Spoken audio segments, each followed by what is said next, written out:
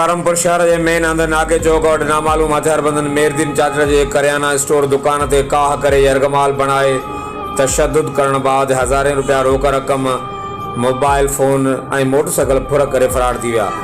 वाक़े खिलाफ मुतासरन जो एहतजाज इंसाफ जो मुतालबो। घणा माण्हू आदा? साईं 3 माण्हू हुया। सरेआम जीअं ॾिठे जो सुबुह जो 6:45 टाइम थिए पियो, जंहिंमें 3 ॼणा आया। 22 मॉडल मोटरसाइकिल जीरो, 2 मोबाइल फोनूं, तक़रीबन 35 खां 40 हज़ार रुपया कैश हुई दुकान जी, उहा खयूं। मूंखे कुझु धक धक आहियूं, मथां मां बि कई, थोरी घणी हुननि बि कई।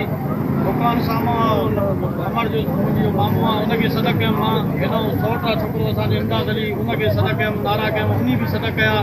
हेॾो नाने सालिया बि सॾ कया। मतिलबु आहे को माण्हू 6:45 बजे टाइम आहे सुबुह जो, को माण्हू मतिलबु आहे अची को अचण जे लाइ तयारु ई न हुयो। हिकिड़े खे लठ, हिक खे मशीन, ऐं 3 माण्हू आहिनि, 3 खे बुटा लॻला हुयूं। मतिलबु आहे पूरी गाॾियूं कई अथई, दाऊं गाॾियूं कई अथई, को माण्हू न हुयो। पुलिस आई आहे? पुलिस वग़ैरह हिन महिल ते कोन आई। मां पाण थाणे ते वञी करे NC वग़ैरह करायो आहे, बाक़ी कुझु बि न आयो आहे हिते, को माण्हू न आयो आहे। तव्हां आया हो, तव्हांजी महिरबानी आहे, तव्हां इहो वठो था रिपोर्टिंग वग़ैरह। बस जेको नसीब मिलियो ईअं थींदो। बाक़ी असांजी वस वारनि खे अपील आहे, असां आवाम जी का मालिकी कई वञे। हरू भरू असांखे जेको आहे शहर में निंड को करे, को ग़रीब ॾिसनि था, को फ़क़ीर माण्हू आहे, को मज़दूर माण्हू आहे। मतिलबु आहे कंहिं माण्हू खे नथा छॾनि था।